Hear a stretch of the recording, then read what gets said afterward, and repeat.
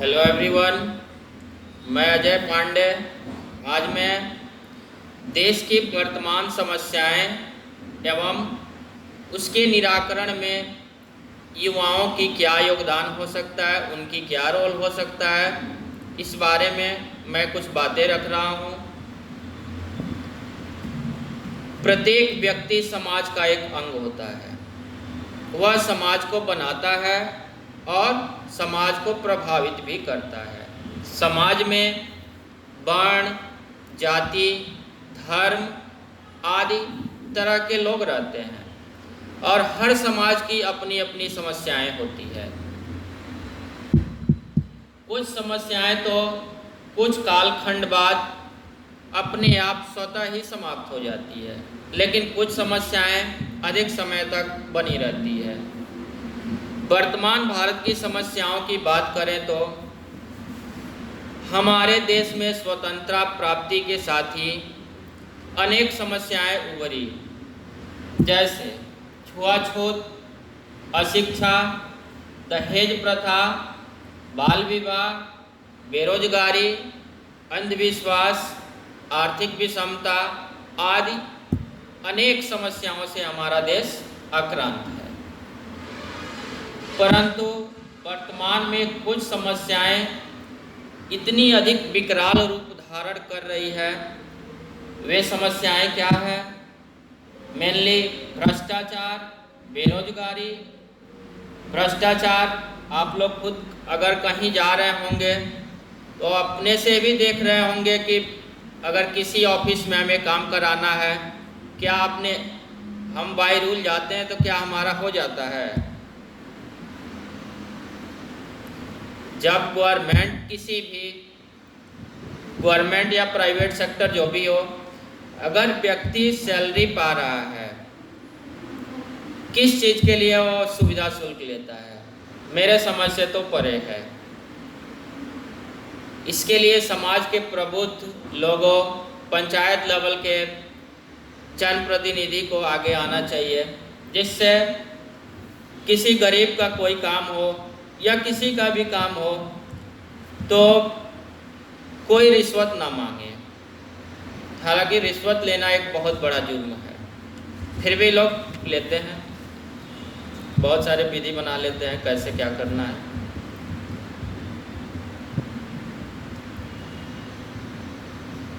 बेरोजगारी, आज युवा वर्ग सड़क पे है, रोजगार नहीं मिल रही है।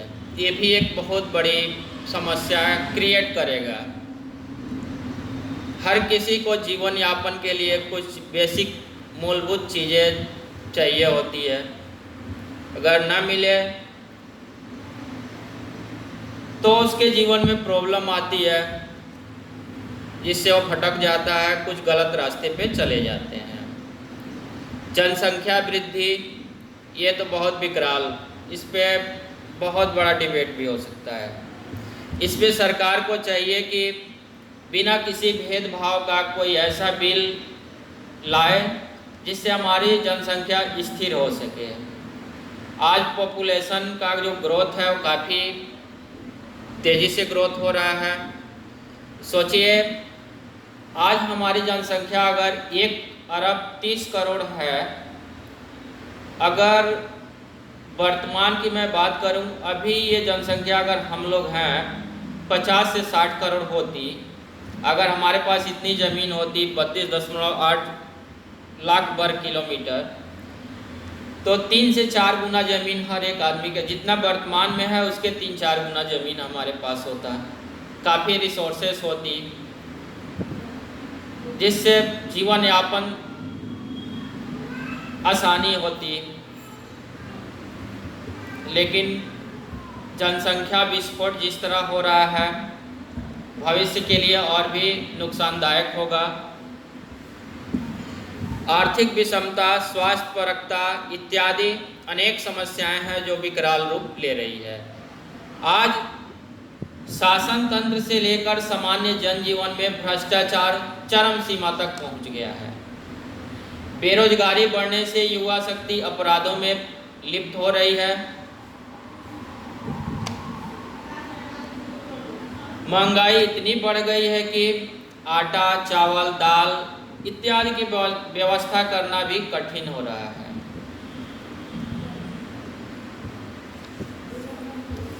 अभी तो कोविड-19 का दौर चल रहा है, सबको इससे सुरक्षित रहना है।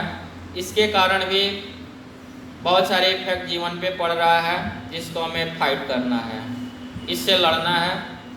परमानेंटली नहीं रहेगा कोरोना, भागेगा ही।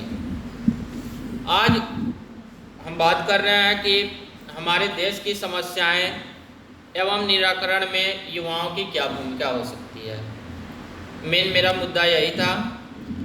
आज हम देख रहे हैं कि अधिकतर नेता समाज सेवा की आड़ में अपना घर भर रहे हैं और अपना निजी स्वार्थ साध रहे हैं, जिससे सरकारी सुविधाओं का जमकर दुरुपयोग हो रहा है। इस सब कार्यों से आर्थिक विषमता और बढ़ रही है।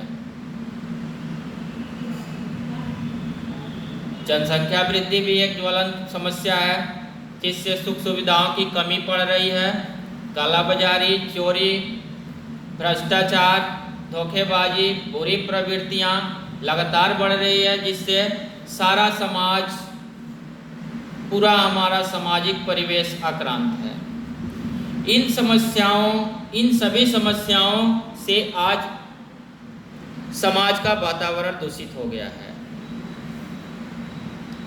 लोगों का आपस में विश्वास उठ रहा है। कोई स्वार्थ साधने की खातिर दूसरों का अहित कर रहा है। शोषण और उत्पीड़न बढ़ रहे हैं। नशाखोरी, फैशन परस्ती, अनैतिकता का खूब प्रचार हो रहा है।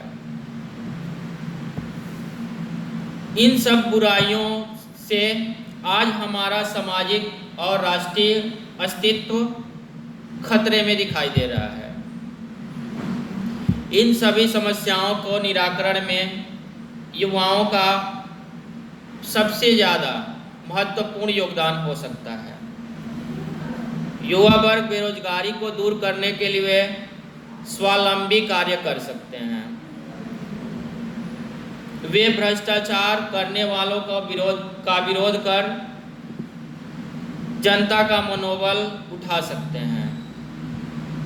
महंगाई पर नियंत्रण के लिए कालाबाजारी व कुशासन को समाप्त करने के लिए आगे आ सकते हैं। युवा वर्ग की बहुत सारी भूमिकाएं हैं, जिसको उन्हें समझना चाहिए कि देश के लिए हम कुछ करें। यदि युवा शक्ति में कुछ करने का जुनून पैदा हो जाए तो सभी समस्याओं का निराकरण हो सकता है।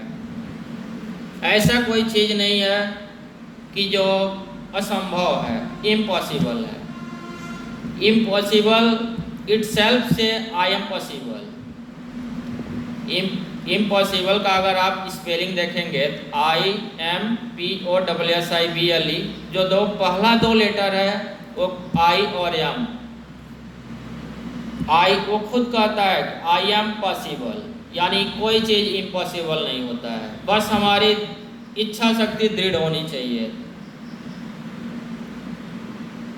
सही दिशा में हम चलेंगे, कोई चीज़ असंभव नहीं होती।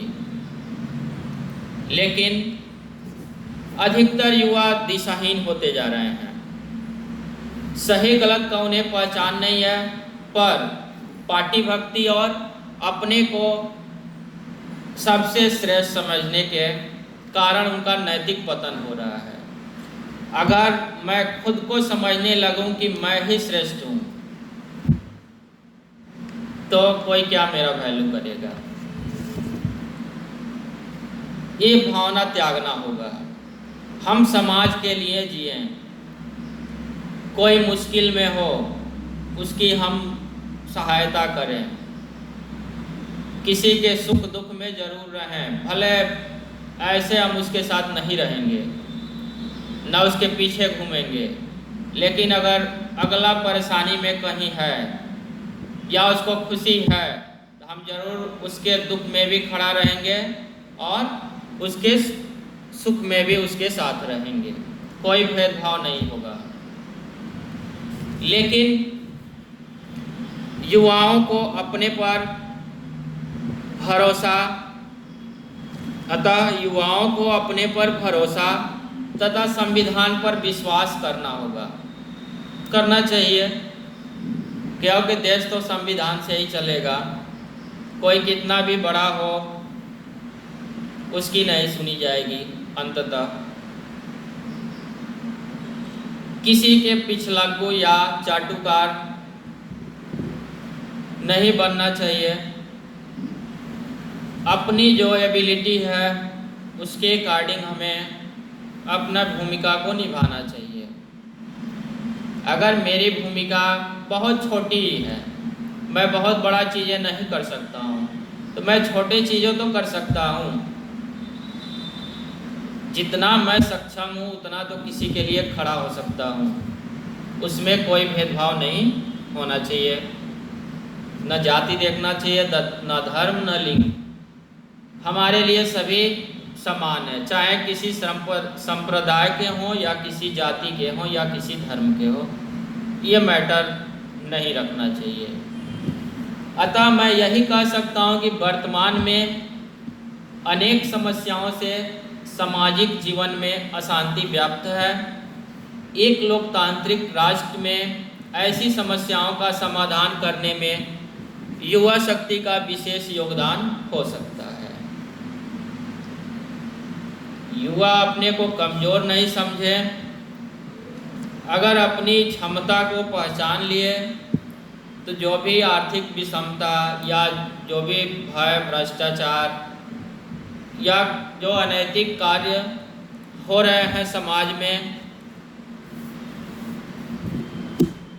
उसको ये धीरे धीरे बदल के राम राज्य स्थापित कर सकते हैं, जिसमें सभी लोग चैन सुकून से रह सकते हैं, चाहे जो भी हो, चाहे जो भी जिस धर्म के हों, सभी लोग साथ भाईचारे के साथ रह सकते हैं, रहते भी हैं।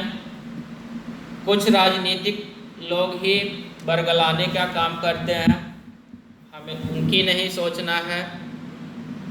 जय हिंद।